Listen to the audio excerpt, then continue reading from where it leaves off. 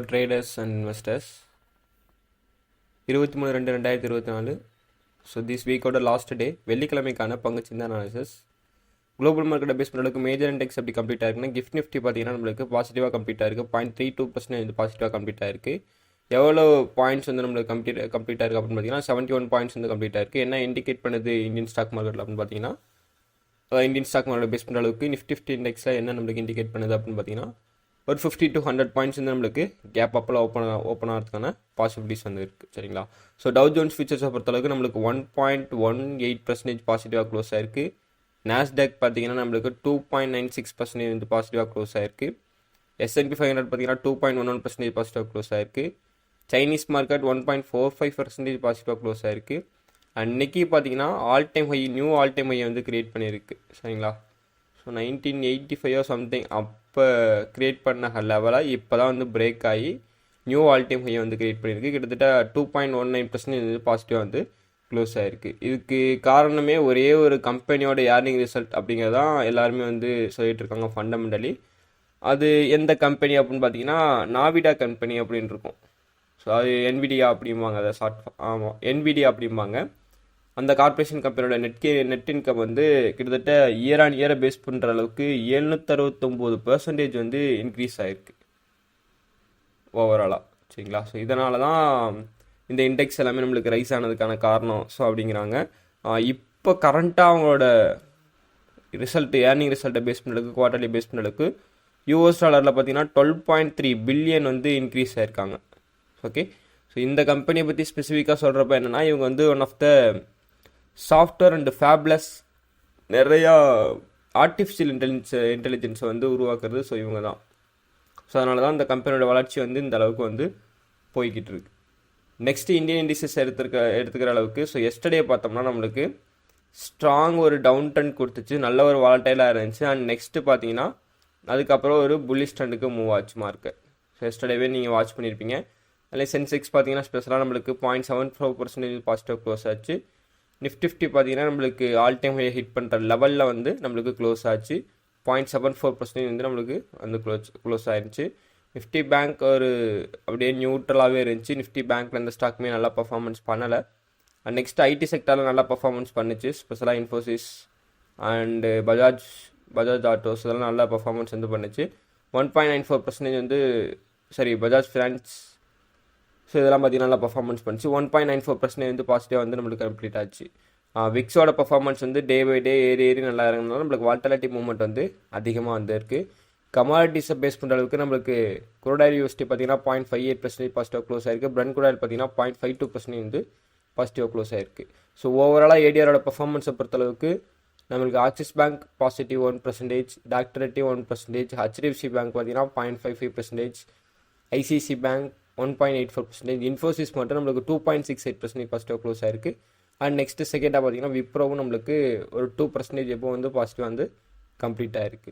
So என்ன indicate பண்ணுதுன்னா இந்த ஸ்டாக்ஸ் எல்லாமே நம்ம லாங் பொசிஷன் ஸ்டாக் வாட்ச் பண்ணோம்னா ட்ரேடிங்கான ஐடியாஸ் வந்து நம்மளுக்கு வந்து கிடைக்கும். சரிங்களா?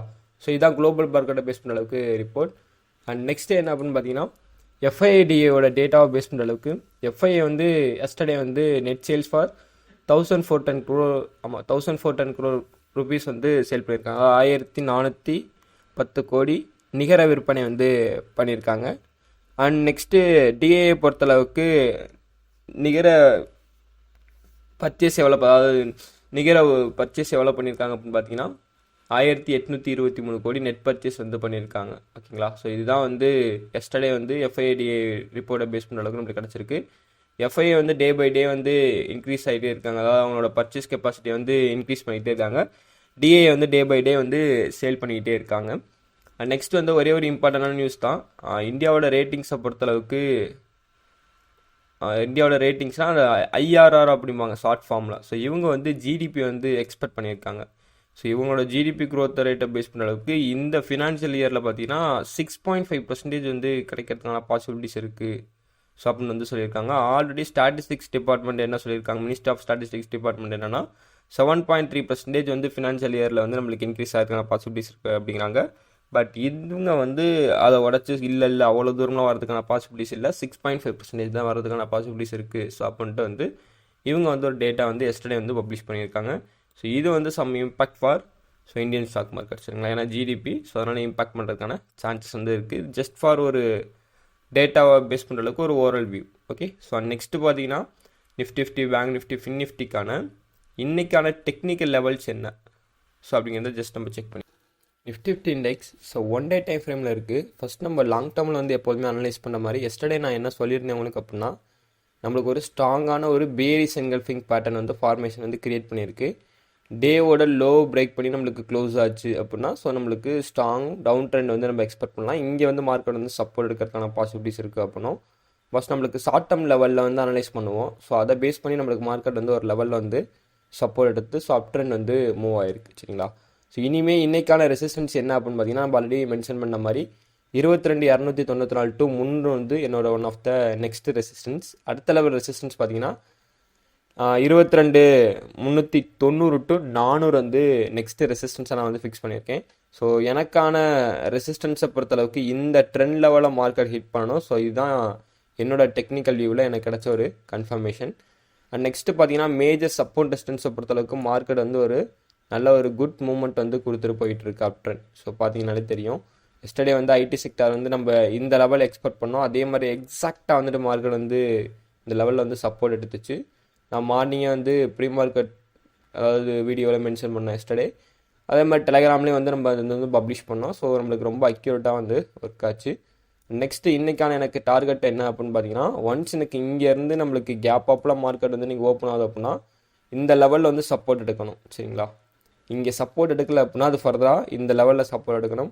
ஒன்ஸ் எனக்கு இதை பிரேக் ஆகுது அப்படின்னா இவ்வளோ தூரம் மார்க்கெட் சரிங்களா 22,136 அந்த லெவலில் வந்து சப்போர்ட் எடுக்கணும்னா ஃபர்தராக எனக்கு நெக்ஸ்ட்டு சப்போர்ட் எடுக்கணும்னா அது இங்கே தான் வந்து சப்போர்ட் எடுத்தாகணும், இல்லைனா பழைய லெவல் தான். ஓகே, ஆனால் ரெசிஸ்டன்ஸுங்கிறப்ப எனக்கு இதை பிரேக் ஆகுது மார்க்கெட் வந்து இங்கே வந்து எனக்கு சப்போர்ட் எடுத்துகிட்டு ஸோ இப்படி வந்து அப் ட்ரெண்ட் போகுது அப்படின்னா ஸோ அதோட லெவல் வந்து வேறு லெவல் வந்து பர்ஃபார்மன்ஸ் பண்ணுறதுக்கான பாசிபிலிட்டிஸ் வந்து நிஃப்டி இண்டெக்ஸில் வந்து இருக்குது. ஒரு கேப் அப்பில் வந்து ஓப்பன் ஆகுது அப்படின்னா 216ங்கிறப்ப 286 இங்கே இருக்குது.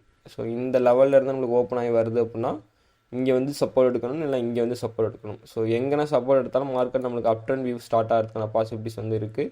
ஸோ இந்த லெவல் அண்ட் நெக்ஸ்ட்டு இன்றைக்கி வந்து சம் வால்டாலிட்டி கொடுக்கறதுக்கான வாய்ப்பு இருக்கும். கேண்டில் ஸ்டிக்ஸ்லேயே வால்டாலிட்டி கொடுத்துச்சுன்னா அப்படியே சின்னதாக மைனூட்டாகவே மூவ் ஆகிட்டு நம்மளுக்கு கம்ப்ளீட் ஆயிரும். இல்லை நம்மளுக்கு வீக்காக வந்து நல்லா பர்ஃபார்மன்ஸ் பண்ண வைக்கிறாங்கன்னு பார்த்தா ஸோ அதுக்கு மேலே சான்சஸ் இருக்குன்னா நம்மளுக்கு இதான் நம்மளோட ரெசிஸ்டன்ஸாக நம்ம வந்து ஃபிக்ஸ் பண்ணியிருக்கோம் 22,418. ஓகே, ஸோ மற்ற இன்ட்ராடே லெவல்ஸ் ஃபர்தராக நம்ம டெலகிராமில் வந்து அப்டேட் பண்ண முடிஞ்சா அப்டேட் வந்து பண்ணுறேன் சரிங்களா. இதான் வந்து ஷார்ட் டேர்மை பொறுத்தளவுக்கு நிஃப்டி இண்டெக்ஸோட அனாலிசிஸ். நெக்ஸ்ட்டு பேங்க் நிஃப்டியை பொறுத்தளவுக்கு பேங்க் நிஃப்டி கிட்டத்தட்ட ஒரு என்னோட சப்போர்ட் அண்ட் ரெசிஸ்டன்ஸை பொறுத்தளவுக்கு ஒரு செல்லிங் ப்ரெஷரில் வந்து மாட்டிக்கிட்டு நிற்கிது சரிங்களா. ஸோ அதை விட நம்மளுக்கு ஒரு கேண்டிலில் பேஸ் பண்ணுற அளவுக்கு நம்மளுக்கு இங்கே வந்து ஒரு பிரேக் ஆச்சு. பட் நம்மளுக்கு நெக்ஸ்ட் கேண்டில் வந்து க்ரீன்லாம் பிரேக் ஆச்சுன்னா ஓகே பரவாயில்ல. இப்போ நம்மளுக்கு அகைன் வந்து இங்கே வந்து நான் வந்து எஸ்டர்டே இதில் வந்து சப்போர்ட் எடுத்திருக்கு. ஸோ இதுக்கு மேலே வந்து நம்மளுக்கு அப் ட்ரெண்ட் போகும் அப்படிங்கிற எக்ஸ்பெக்டேஷன் இருந்துச்சு. நெக்ஸ்ட் ரெசிஸ்டன்ஸ் வந்து 42,315 வந்து நம்ம ஃபிக்ஸ் பண்ணியிருந்தோம். பட் நம்மளுக்கு அதே வந்து சப்போர்ட்டாக இல்லை ஆக்டிவ் ஆகாமல் ஸோ அது நம்மளுக்கு இப்போ ரெசிஸ்டன்ஸாக வந்து ஆக்டிவ் ஆகிட்டு இருக்கு மார்க்கெட் சரிங்களா. ஸோ ஏறி தான் இருக்குது. ஒன்ஸ் எனக்கு இதை பிரேக் ஆகுது அப்படின்னா நெக்ஸ்ட் ரெசிஸ்டன்ஸ் இது. ஸோ ஒன்ஸ் நம்மளுக்கு இந்த ஜோனை பிரேக் பண்ணது அகைன் அப்படின்னா ஸோ நம்மளுக்கு நெக்ஸ்ட்டு சப்போர்ட் வந்து 46,298. ஓகேங்களா. ஷார்ட் டேர்ம் லெவலில் பேஸ் பண்ணுற அளவுக்கு எனக்கு இன்னொரு கன்ஃபர்மேஷனே வந்து ப்ரொவைட் பண்ணியிருக்கு. ஓகே, இதானே bank Nifty. Okay, so already market வந்து ஒரு செல்லிங் ப்ரெஷர் தரக்கூடிய ஒரு பிளேஸில் தான் வந்து ரெடியாக நிற்கிது சரிங்களா.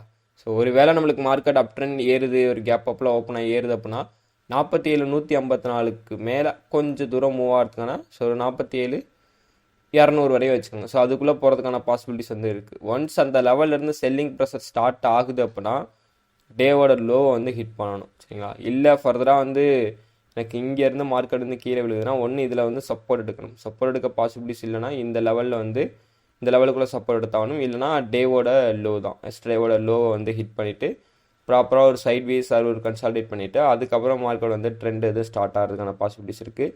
அதையும் பிரேக் பண்ணிச்சுன்னா நம்மளுக்கு நெக்ஸ்ட்டு இருக்கக்கூடிய சப்போர்ட் லெவல்ஸ் ஒவ்வொன்றா வந்து ஃபிக்ஸ் பண்ணோம். நெக்ஸ்ட் நான் வைக்கக்கூடிய ஸ்ட்ராங்கான சப்போர்ட் பார்த்தீங்கன்னா 46,292. ஸோ இந்த ஜோன் வந்து என்னோட நெக்ஸ்ட் நான் சப்போர்ட் லெவலாக வந்து ஃபிக்ஸ் பண்ணியிருக்கேன் பேங்க் நிஃப்டி இண்டெக்ஸ்க்கு சரிங்களா. அண்ட் ஃபின் நிஃப்டி இண்டெக்ஸ்க்கும் சேம் தான். பேங்க் நிஃப்டி என்ன நடக்குதோ அதே பர்ஃபார்மன்ஸ் தான் வந்து கொடுத்துட்ருக்கான் ஃபின் நிஃப்டி. ஸோ ஃபின் நிஃப்டியை பொறுத்தளவுக்கு நம்ம ஆல்ரெடி சொன்ன மாதிரி ட்ரெண்டோட ரெசிஸ்டன்ஸை பிரேக் பண்ணி மார்க்கெட் மூவ் ஆகிட்டு இருக்கு. நம்மளுக்கு நெக்ஸ்ட் ஸ்ட்ராங் ரெசிஸ்டன்ஸ் அப்படின்னா 21,18 நம்ம வந்து ஃபிக்ஸ் பண்ணியிருக்கோம். பட் நம்மளுக்கு அதை வந்து மைனூட்டாக வந்து கீழே இறக்கிட்டு அதுக்கப்புறம் வந்து ஒரு ரீட்ரெஸ் பண்ணிட்டு ஒரு கன்ஃபர்மேஷன் பண்ணுறதுல மேலே ஏறிட்டு இருக்கு.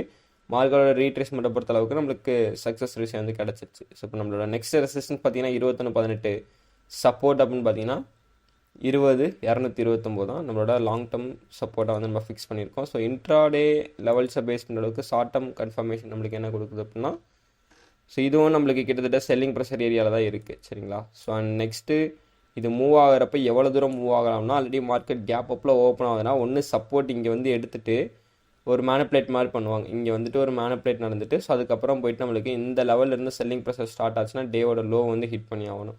இல்லை நம்மளுக்கு செல்லிங் ப்ரெஷர் ஸ்டார்ட் ஆகலை அப்படின்னா ஸோ நம்மளுக்கு நெக்ஸ்ட் ரெசிஸ்டன்ஸ்னு பார்த்தீங்கன்னா 20,927. ஸோ டேவோட ஹையும் வந்து ஒன் ஆஃப் த ரெசிஸ்டன்ஸ். அடுத்த ரெசிஸ்டன்ஸ் பார்த்தீங்கன்னா 20,927, 20,927 அப்புறம் 21,014 வரையும் மார்க்கெட் வந்து மூவ் ஆகிறதுக்கான பாசிபிலிட்டிஸ் வந்து ஸோ இன்றைக்கி டேயில் எனக்கு வந்து இருக்குது. அதுக்கு அடுத்து நல்ல பையிங் ப்ரெஷர் இருந்ததுன்னா அதுக்கு அடுத்த லெவல்ஸ்லாம் மூவ் ஆகிறதுக்கான சான்சஸ் வந்து இருக்குது. சரிங்களா? ஸோ இதுதான் வந்து நம்மளோட ஷார்ட் டேர்ம் லெவலில் பேஸ் பண்ணுறதுக்கு confirmation. Okay, so this video full and fully education purpose only. So I am not a SEBI registered adviser. So நான் எந்த இடத்துலையும் உங்களை வாங்குங்க வீங்க அப்படிங்கிறத நான் எந்த ரெக்கமெண்டேஷன் பண்ணுறது கிடையாது. ஸோ நீங்கள் வாங்குறது விற்கிறதோ அது உங்களோட விருப்பம். இது ஜஸ்ட் வந்து என்னோட ஒரு வியூ. சரிங்களா? ஸோ என்னால் வந்து ஸ்டாக் மார்க்கெட் வந்து ப்ரைஸ் ஆக்ஷனை பேஸ் பண்ணி கணிக்க முடியுது அப்படிங்கிறப்ப ஸோ அதை வந்து உங்களுக்கு வந்து ஷேர் பண்ணிக்கிறேன். இதை ஜஸ்ட் நீங்கள் காதில் வாங்கிட்டு உங்களுக்கு என்ன நாலேஜ் இருக்கோ அதை பேஸ் பண்ணி நீங்கள் ட்ரேடிங் எடுத்தீங்கன்னா ஸோ கண்டிப்பாக நீங்கள் வந்து சக்ஸஸ்ஃபுல் ட்ரேடிங்லாம் வரலாம். சரிங்களா? நிறையா பேர் மிஸ்டேக் பண்ணக்கூடியது என்னென்ன அப்படின்னு பார்த்தீங்கன்னா, ஒவ்வொரு ஸ்ட்ராட்டஜின்னு போயிட்டு லேர்ன் பண்ணிட்டு இருக்கீங்க. அதுவும் நிறையா யூடியூப்பில் வந்து ஸ்ட்ராட்டஜிலாம் அடித்து கற்றுக்குறீங்க. சான்ஸே கிடையாது அதுக்கெலாம். யூடியூப்பில் ஒருத்தன் பணம் சம்பாதிக்கிற ஸ்ட்ராட்டஜி வந்து அப்லோட் பண்ணுறான் அப்படின்னா ஸோ அவன் இந்நேரம் கோடீஸ்வரனாக இருக்குன்னா அவனுக்கு யூடியூப்பில் என்ன வேலை? ஸோ சப்போஸ் அவன் வந்து சர்வீஸை செஞ்சுட்டு இருக்கான் அப்படின்னா ஸோ அவனுக்கு வந்து அங்கே என்ன வேலை அந்த சர்வீஸ் செய்கிறதுக்கு? அந்த மாதிரிலாம் பணக்காரன் எவனும் பண்ணவும் மாட்டான்.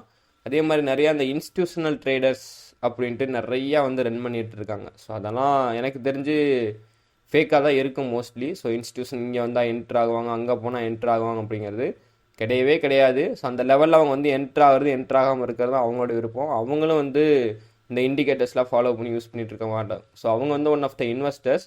ஸோ அவங்க வந்து இந்த அக்குமுலேஷன் டிஸ்ட்ரிபியூஷனை பேஸ் பண்ணி அதாவது மார்க்கெட்டில் வந்து டிமாண்ட் எப்படி இருக்கோ சப்ளை எப்படி இருக்கோ அதை பேஸ் பண்ணி அவங்க வந்து பை அண்ட் செல் பண்ணக்கூடிய ஒரு கேரக்டர். ஓகே, ஸோ இது எப்போதுமே மனசில் வந்து ஞாபகம் வச்சுக்கோங்க. நிறையா பேர் அந்த மாதிரி தான் வந்து சொல்லிட்டு இருக்காங்க. இந்த ஸ்ட்ராட்டஜி 100% ஒர்க் ஆகும் அப்படிலாம் சொல்லிட்டு இருக்காங்க. அதுக்கெலாம் பாசிபிலிட்டிஸே கிடையாது. ஜஸ்ட் நம்ம ஒரு எக்ஸ்பெக்டேஷன் பண்ணுறோம், அந்த எக்ஸ்பெக்டேஷன் நடக்குது அப்படிங்கிறப்ப நம்மளோட ப்ராஃபிட்டை குயிக்காக புக் பண்ணிவிட்டு வெளியே வந்துடணும்.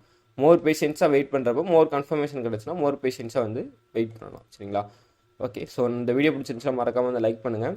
அண்ட் நெக்ஸ்ட்டு நம்மளோட சேனலை வந்து இதுவரை நீங்கள் சப்ஸ்கிரைப் பண்ணாமல் இருந்தீங்கன்னா மறுபடியும் சப்ஸ்கிரைப் பண்ணிக்கோங்க. மறக்காமல் வந்து சப்ஸ்கிரைப் பண்ணிக்கோங்க. ஏன்னா நம்ம அப்போ தான் போடக்கூடிய ப்ரீ மார்க்கெட் வீடியோ உங்களுக்கு வந்து உடனே கொண்டு வந்து சேரும். ப்ரீ மார்க்கெட் வீடியோவில் என்ன பெனிஃபிட்னா ஸோ நீங்கள் வந்து டெய்லி வந்து ஸ்டாக் மார்க்கெட்டில் வந்து என்ன நடக்குது அப்படிங்கிறத அப் டு டேட் வந்து தெரிஞ்சுக்கிட்டு லேர்ன் பண்ணிக்கிட்டே இருக்கலாம். ஓகேங்களா? ஓகே, தேங்க்ஸ் ஃபார் வாட்சிங். தேங்க்யூ.